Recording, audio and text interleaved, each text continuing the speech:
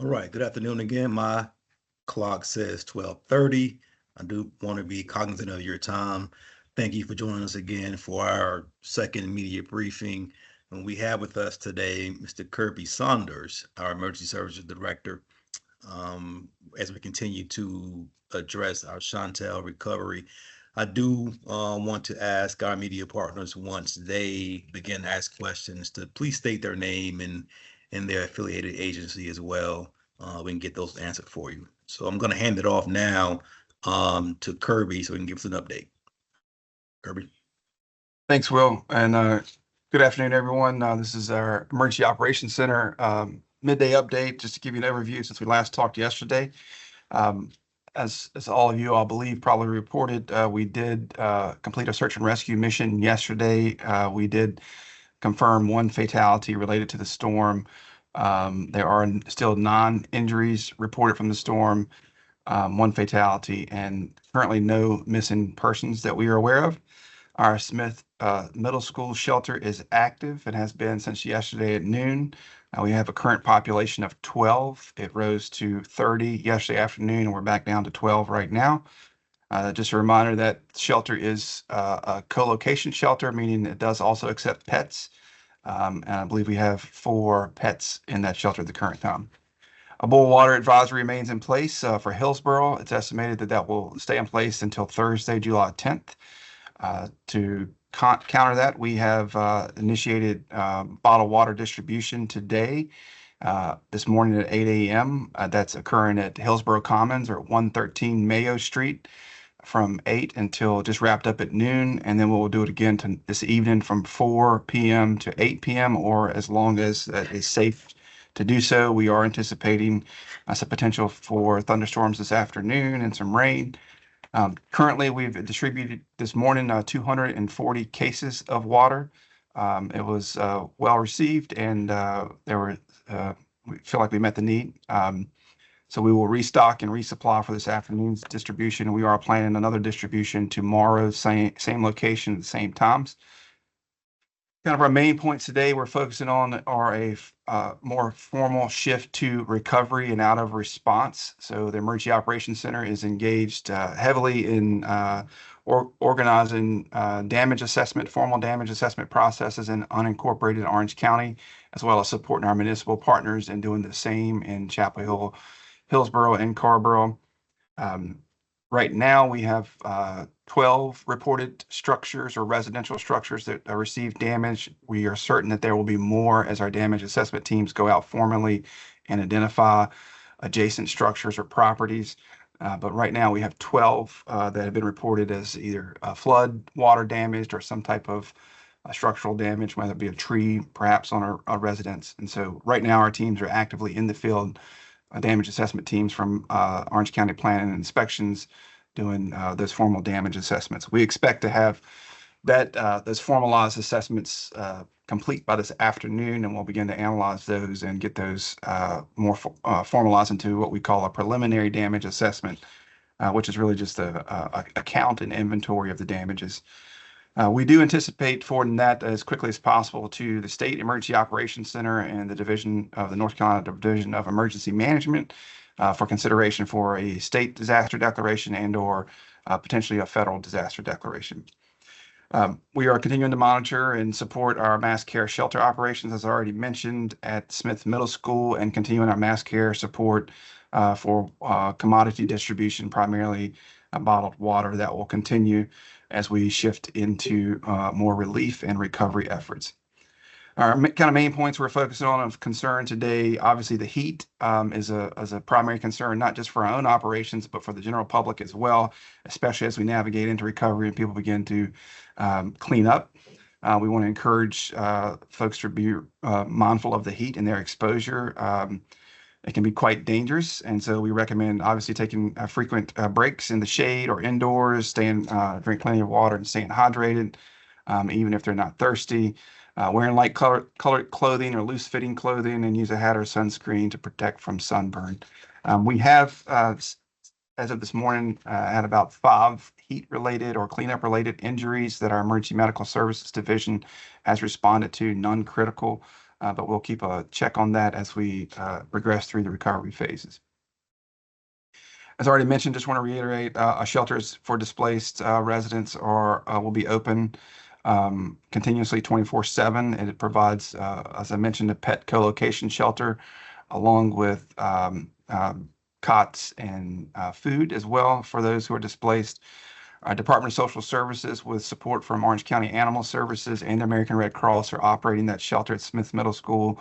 They are also working closely with those who are affected and impacted to navigate the recovery process. That can include assessing for insurance that may be applicable, supporting them with locating friends, family, neighbors, relatives, support systems, or registering them for emergency assistance through the Department of Social Services. So that effort is ongoing and constant, and that shelter obviously remains open and will remain open for the foreseeable future as we work to transition to recovery. I mentioned already the Hillsborough water. Boil water notice remains in effect right now.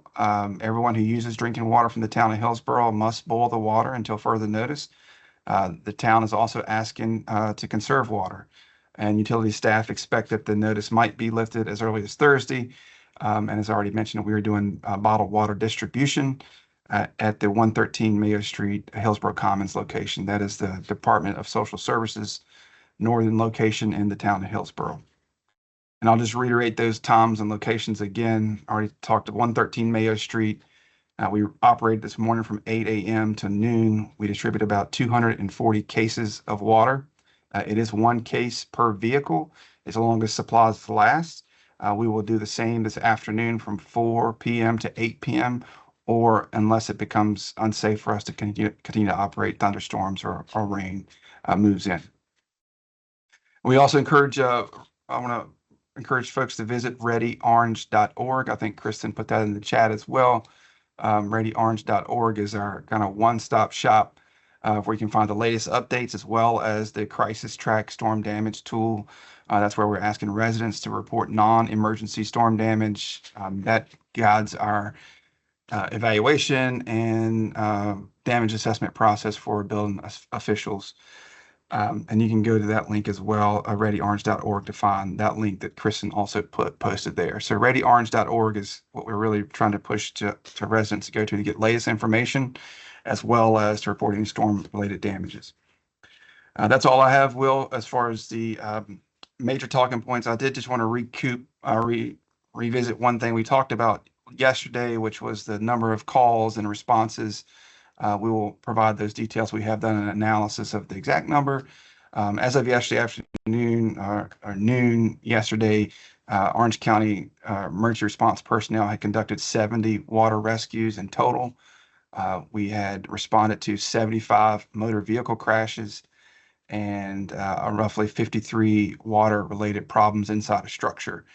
So we'll compile those and get those points of data out to you, but just wanted to hit those high marks. I know there was a lot of interest yesterday on the number of water rescues total in Orange County, as well as the 911 calls. I think we talked about this yesterday, but from July 6th at 7 p.m., that was Sunday night at 7 p.m. till yesterday morning at 3 a.m., our Orange County 911 Center had received 7,953 calls for service. That is significantly exceeded our normal volumes. Again, I just want to applaud our team at Orange County Emergency Services, as well as all of our response partners, including our town partners and municipal partners, fire departments, and traditional public safety partners that responded quickly, professionally, and acted without a lot of due regard, in some cases, to their own safety. So sad news on our certainly fatality. We were hoping for better news. I think it's also important to note that we recognize that this is a time of struggle and uncertainty for those who are impacted during the storm. So I just want to reiterate that our efforts collectively as local government, with the support of the state North Carolina Division of Emergency Management, and various partners are here to support our community. We'll continue that effort for as long as it's needed as we transition to recovery. So I will stop there, Will, and take a moment for any questions. All right, yeah, we'll utilize the hand raising component of Teams, if you would, for our media partners. and we'll try to get to everyone. So, I mean, be patient with me, but if you can raise your hand, state your name and your affiliated agency, and we'll go from there with questions. Floor is open. And if Kristen would help me look in the chat if there are any messages there as well. Thank you.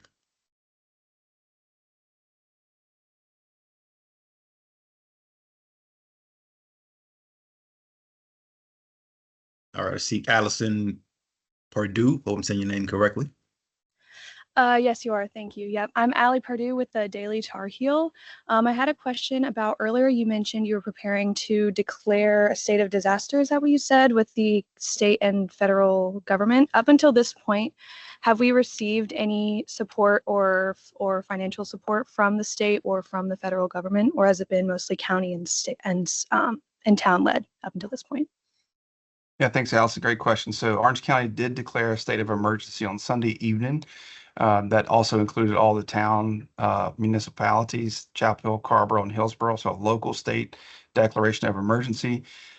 We have not received a state declaration specifically for us yet from the state, although we have received plenty of support from North Carolina Emergency Management. They have provided water to us. They have provided resources, swift water rescue resources, coordination during the height of the storm, and they are engaged with us, side-by-side partners with us. We have not received a major disaster declaration in North Carolina from the federal government yet. I don't want to go into a whole lot of detail here, but we can definitely provide more detail about it if you want. But the way financial reimbursement works is we have a threshold that must be met in Orange County before we're eligible for federal disaster assistance. That is not just Orange County government or its municipal partners. That includes state resources and expenditures that occurred within the county of Orange. We feel that we have well then met our threshold for state disaster or for federal disaster declaration. We just need to put that in writing and on paper. And we are doing that right now. That's part of that damage assessment process. That will go to State Emergency Operations Center and thus to the governor to evaluate what state support may be necessary or available from the state of North Carolina. And then North Carolina will do the exact same thing. The state will compile the total damage estimate for the state of North Carolina. And if the state meets a threshold, then we could become eligible for federal disaster assistance and declaration from the president. We have not received that yet. We are not. We're continuing to go in step to lead to that process. For us locally, what that would mean from a local government perspective, if we did receive a disaster declaration, that could be open the path for reimbursement.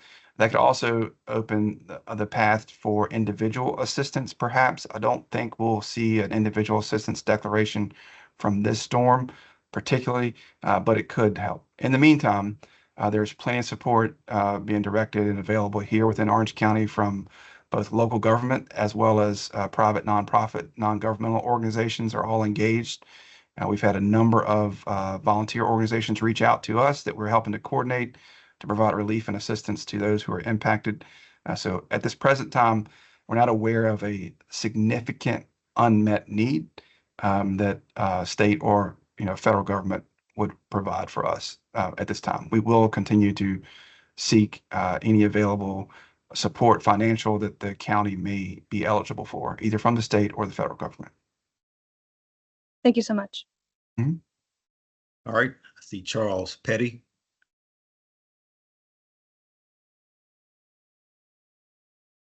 Go ahead, Charles.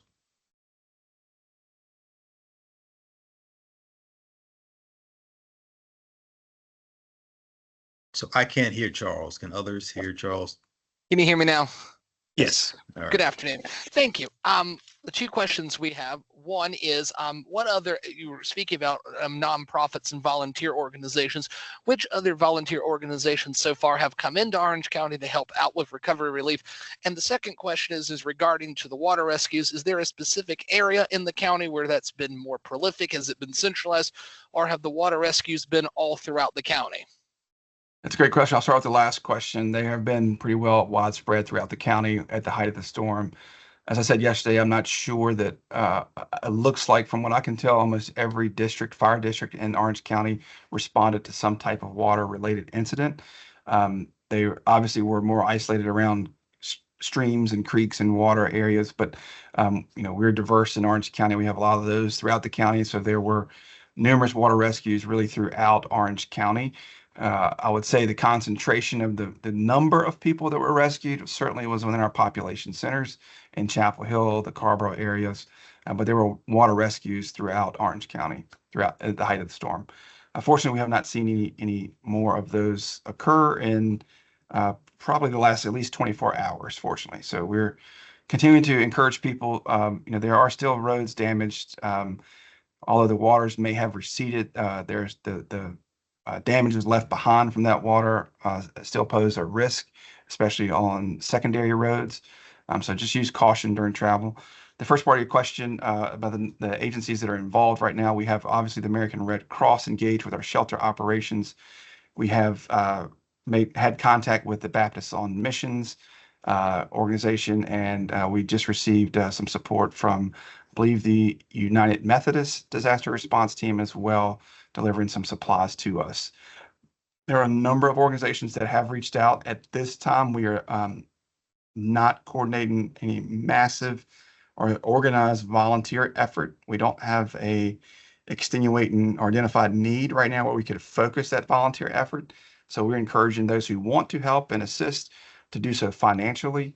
As we identify those individual needs on a case-by-case basis, we will go to our inventory of vetted volunteer organizations that we call volunteer organizations active in disaster, or VOAD. Those are reputable organizations that we are familiar with, that are engaged and registered and do this type of work. We will go to that inventory of those organizations to connect those with support they may need. We also passed along crisiscleanup.org. This is promoted through the state emergency management channels as a number that those who are impacted who may need some assistance can call directly to be connected with a volunteer organization. So as long as those mechanisms are in place and the organizations are able to meet the need, local government likely will not try to get involved. I'll be frank with you, when we get involved, we tend to make a mess of things. So as long as the needs are being met from those who are impacted, we'll continue to monitor that, certainly provide support if that is not happening. But right now, we're not seeing a need where we need to organize any type of massive volunteer effort. And until that need arises, then we'll try not to get too engaged with that and be more of a support posture. So. All right, let's go to Tammy Grubb.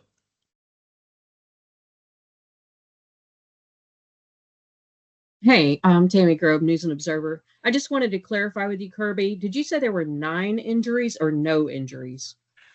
Yep, sorry, it's nine injuries from the height of the storm. So the number 9. Yep. Never remember what he looks like. So I will go through it again. 9 injuries, the number 9, 1 fatality, and no missing persons reported at this time.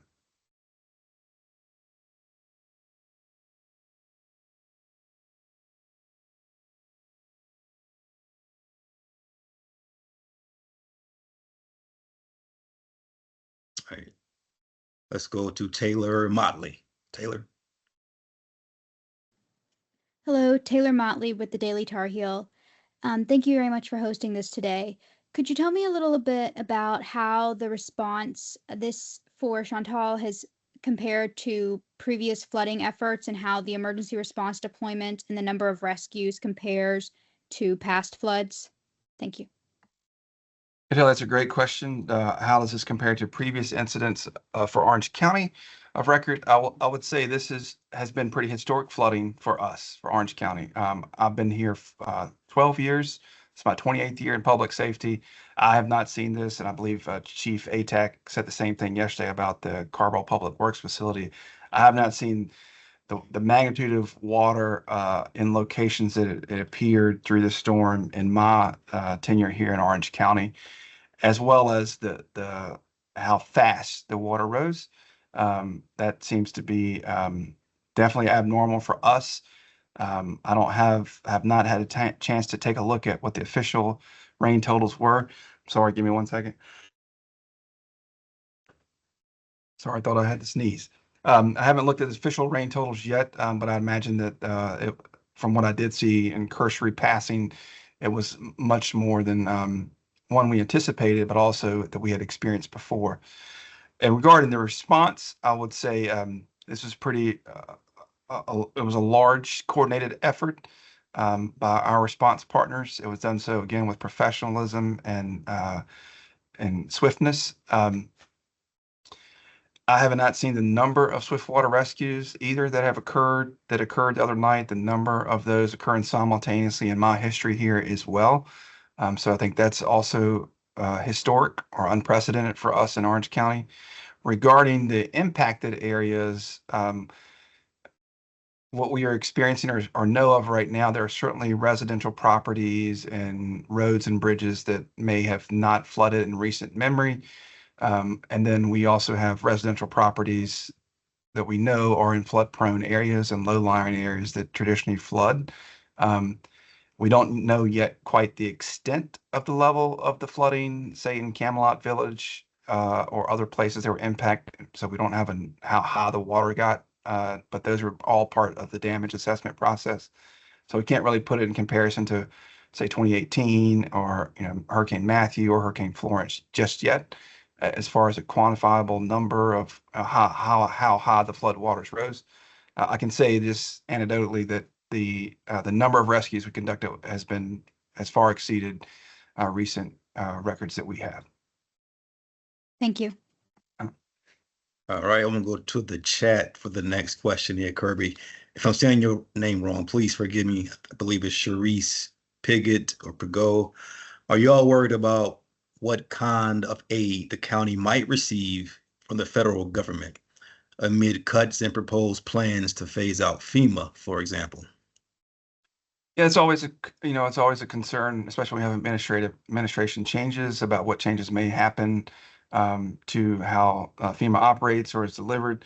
To be honest, it is a concern. Although at this point in time, our focus is on continuing to provide aid and support to those in our communities who are impacted, irregardless if we have federal assistance or state assistance or not. We do have certainly state assistance side-by-side partnership right now in the response and as we navigate into recovery.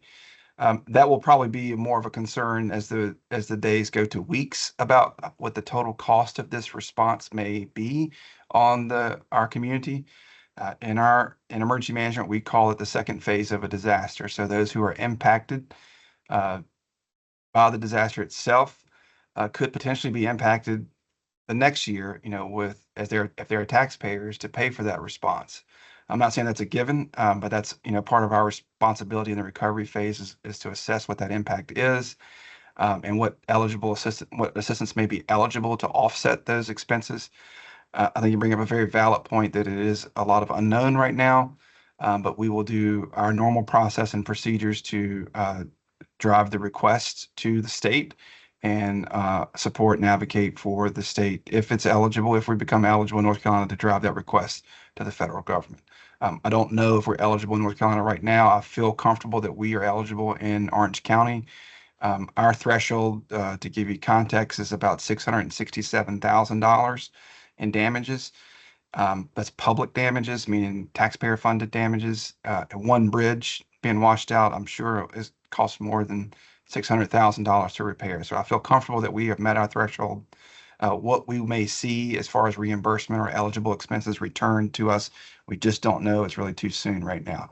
But we'll continue to keep that on the radar as the days go to weeks in the recovery process. Again, our focus right now is meeting the needs that are present in our community first and foremost. But great question. Thank you.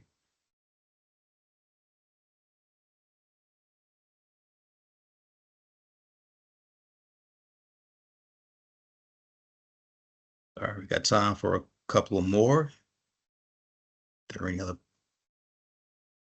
questions? If not, I'll say that this is our last planned media briefing for today, unless something changes. We will be pushing out information on social media, also updates in the form of news releases, and also on our readyorange.gov site. So please follow us those ways. I don't Well, see. I I'm just going want to to go add, I'll add one more thing, just because that question really prompted me. Or I think it's important to just acknowledge one quick thing. A lot of the swiftwater rescues that occurred, I think this is kind of being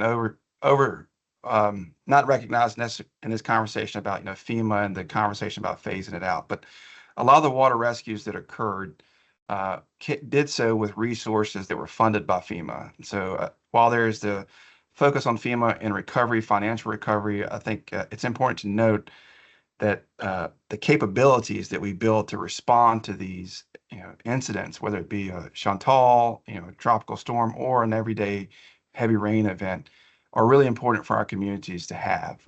And we depend on direct federal assistance through FEMA, not just federal funding, but coordination, training, education. FEMA provides a lot of that to our local communities to build the capacity and capability to be resilient in the face of a storm such as Chantal or any other emergency.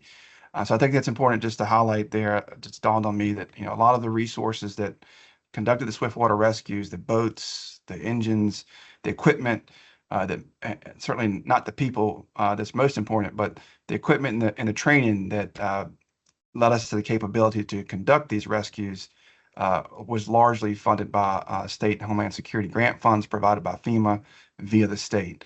So that's it. I just want to not let that go overshadow. That's a really important piece for everyday resiliency and everyday preparedness. Thanks, Kirby. I see Tammy's hand raised. Is it from last time? We got another question, Tammy. No, sorry, that's an extra hand. Okay. Thank you. I did one correct. I said readyorange.gov. It should be readyorange.org. It's a site where we're placing information of emergency response on. So seeing no more, I want to thank you all again for your attendance and for continuing to get information out to our residents. It's very important on your end. So thank you all. Again, we will be sending out information as it becomes available. And other than that, have a great day.